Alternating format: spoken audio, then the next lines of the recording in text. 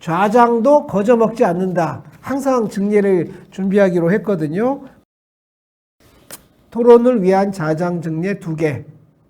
67세 여성인데요. 위 프락시마 스토무 안티리어 월 정도 됩니다. 이런 병소가 보였습니다. 그래서 여러분 어떻게 하시겠습니까?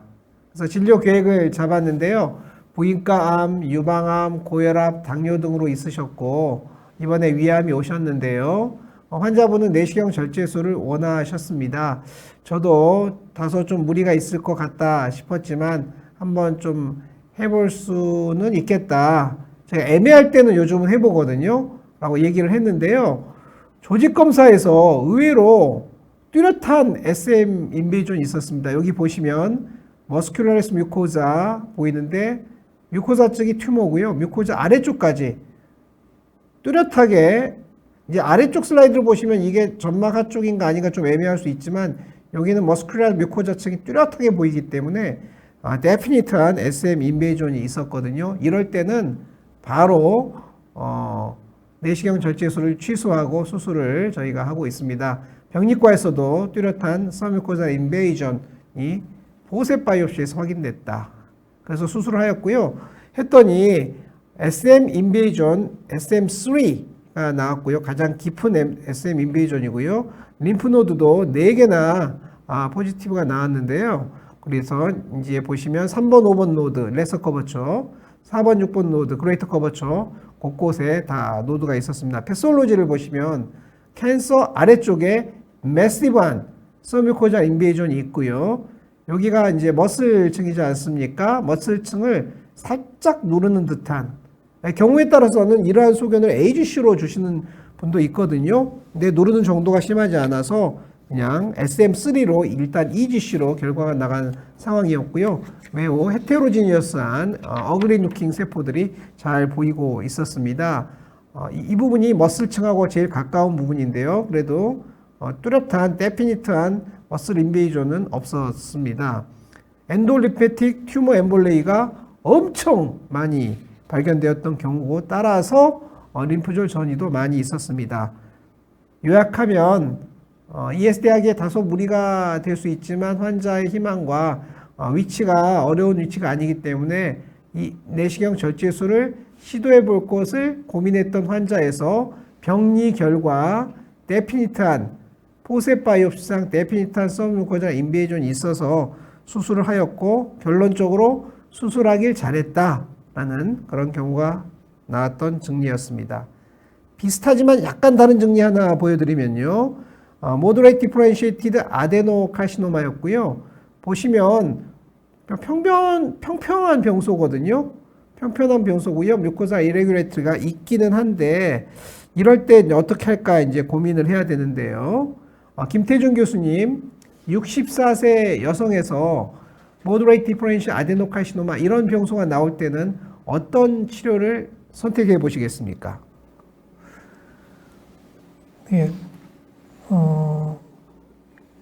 디프레스드 리전이 이렇게 커 보이진 않고 좀 쉘로우한 센트럴 디프레션이 보이면서 좀 상당히 근데 크기는 좀 커 보이긴 한 것 같거든요. 하이퍼레믹 그 마진들을 보면 적어도 한 3cm 정도 돼 보이는 크기의 EGC인데 뭐 그래도 ESD는 시도해 볼 수 있을 것 같습니다.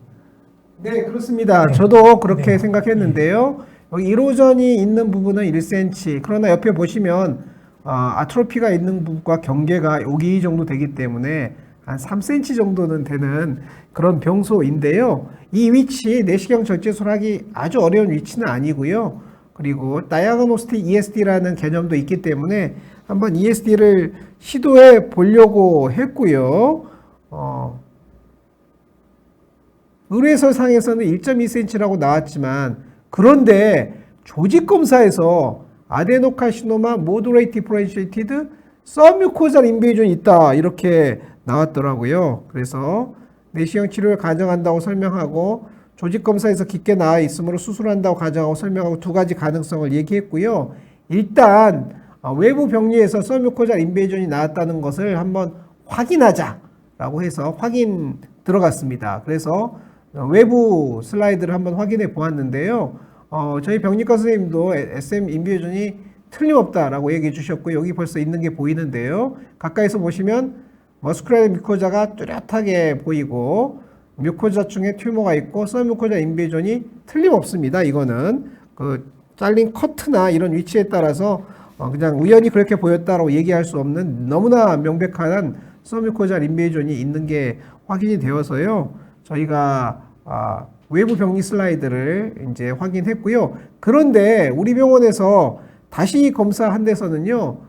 또 그렇게 나오지가 않았습니다. 여기 보시면 뮤코자층이고요. 머스큘러스 뮤코자 있고 이 아래쪽에 서뮤코자가 보여야 될 텐데 포셉 바이오시니까 조직 검사의 깊이가 할 때마다 달라가지고요. 우리 병원 재검한 곳에서는 서뮤코자 인베이전이 없다라고 나온 게 아니고요. 그냥 보통 조직 검사처럼 그냥 뮤코자만 나온 거죠. 그래서 여기서는 이제 튜블러 아데노카시노마 모더레이트 디퍼렌시에이트 이렇게 나왔습니다. 그래서 결국은 외부 병리 슬라이드에서는 데피니트한 서뮤코자 인베이전이 있고 우리 병원에서 재검한 경우에는 전망만 나와가지고 뭐라고 얘기하기 어려운 이런 상황이었는데요. 다시 김태준 교수님께 여쭙겠습니다. 어떻게 하시겠습니까?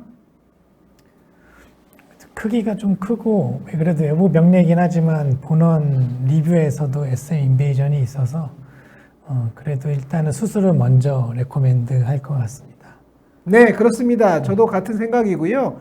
눈으로 보면 압니다. 병리 슬라이드를 병리과 선생님들이 물론 쓰신 거를 저희가 100%, 1000% 믿습니다만 글로 쓰여져 있는 거 보는 거하고요. 직접 눈으로 보면 하늘과 땅 차이거든요. 이런 경우는 병리과에 상의해서 병리 슬라이드를 직접 보는 게 좋습니다. 최근에는 디지털 패솔로지로 되어 있기 때문에 내과 의사도 오피스에서 직접 병리 슬라이드를 열어볼 수 있는 시대가 열렸거든요. 저희 병원은 이번 달부터 병리과에서 그런 서비스를 하고 있습니다. 아마 전국 최초인 것으로 알고 있고요.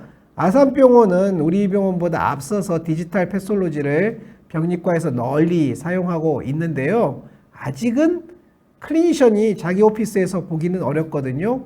그러나 이제 저희 병원에서는 저희가 이제 미리 볼 수 있고요. 좀 전에 보여주신 이 사진도 제가 제 방에서 다 찍은 사진입니다. 그래서 이렇게 볼 수 있게 됐다. 엔도스코피스트들이 이제는 병리를 반드시 공부해야 된다라는 시대가 된 거고요. 따라서 이 환자는 뭐 눈으로 보면 틀림없습니다. 그래서 저희가 환자에게 이거는 내시경 치료 절대 안 됩니다. 취소 얘기했고요. 수술 전 클리핑을 하였고 수술을 하였고 SM2 인베이전이 있는 3.4cm 짜리 캔서가 나왔습니다. 일단 여기까지 보시면 여러분 처음 보신 선생님 암 발견해 주신 거 잘 하셨는데 여기만 보시고 1.2cm라고 하셨던 게 조금 언더 에스티메이션이다 알 수 있지 않습니까?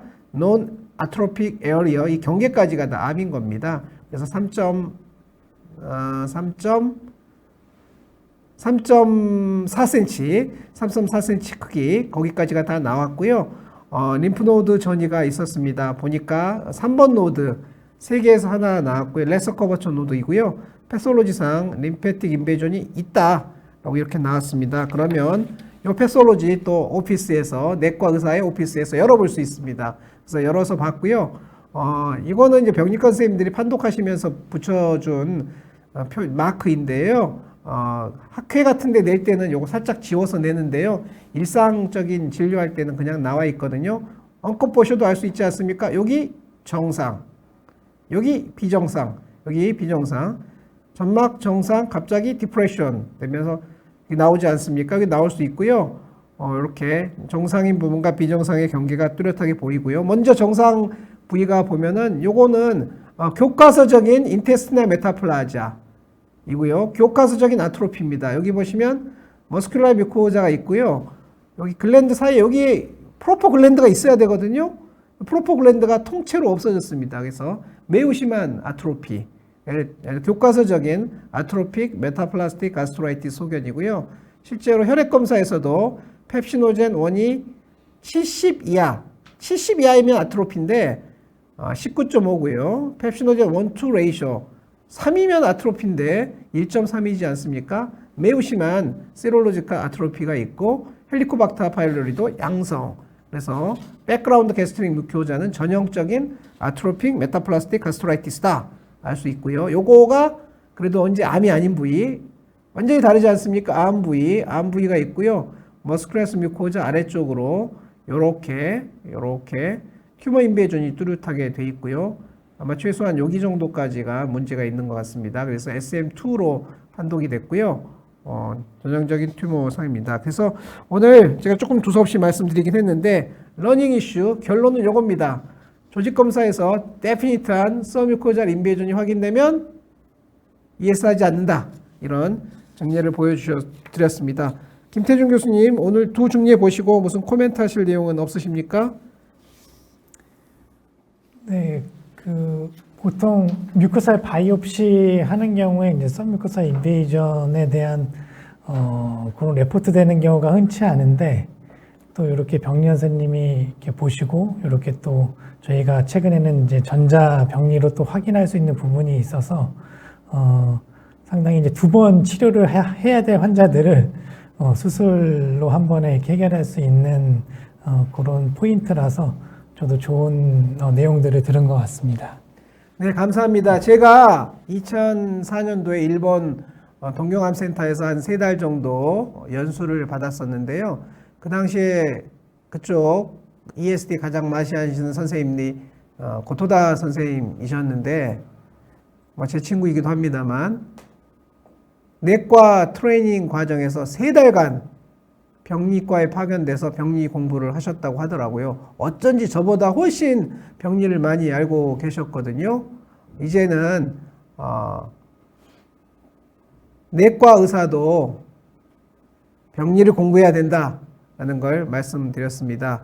마지막으로 끝내려고 하는데 갑자기 질문이 하나 추가로 들어와서 요거 마지막으로 하도록 하겠습니다. 요거는 김태준 선생님께 드려야 될 질문인 것 같은데요.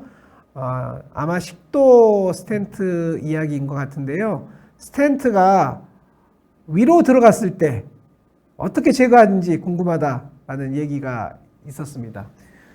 네, 저희가 보통 식도 스텐트는 대부분 이제 커버드 스텐트를 넣고 있고요.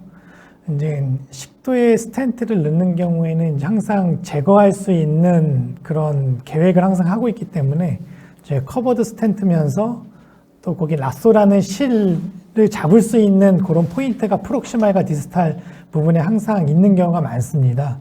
이제 그래서 위광내로 들어갔을 때 이제 라쏘라는 그 실을 엘리게이터로 잡아서 당기게 되면 프록시말 파트가 이렇게 오므라지게 되거든요. 이제 그런 상태에서 G 정션이랑 이 식도 괄약근을 지날 때 큰 인절이 없이 이렇게 제거를 할 수 있습니다. 하고 스텐트가 생각보다 상당히 이렇게 유연하기 때문에 갑자기 급작스럽게 빼지 않고 서서히 빼는 경우에는 점막에 손상을 일으키는 경우가 이렇게 많지는 않습니다. 그래서 그 라쏘라는 실을 잡고 최대한 오므려서 조심스럽게 천천히 빼면 큰 식도 손상 없이 위강에 들어가 있는 스텐트를 입 밖으로 제거를 할 수 있습니다. 네, 그렇습니다. 우리가 마이그레이션은 늘 발생할 수 있는 컴플리케이션이고요. 특히 케모세라피를 하거나 RT를 하거나 여러 가지 치료를 하면 처음엔 타이트한 옵스트럭션이 좀 풀리면서 그때 마이그레이션 하는 거거든요. 그래서 식도의 옵스트럭션이 아주 단단하지 않고 약간 풀렸을 때 내려간 거니까 내시경이 통과가 되고요. 그러면 내시경으로 그 끝나풀이 같은 거 있습니다. 그 실, 그걸 꽉 잡고 조심조심 천천히 당기면은 대부분 제거할 수 있다라는 것을 말씀드립니다. 시간을 넘겼습니다. 제가 좌장이 이게 경험이 좀 부족해가지고요. 무려 20분이나 예정했던 시간을 넘겼는데요. 다 이 좌장이 부덕한 탓이다라고 이해해 주시기 바라고요. 여하튼 늦은 시간까지 열심히 강의해주고 토론에 참여해주신 김태준 교수님 그리고 형 교수님 감사드리고 늦은 시간까지 참여해주신 1,100여 명의 온라인 애독자 여러분 진심으로 감사드립니다.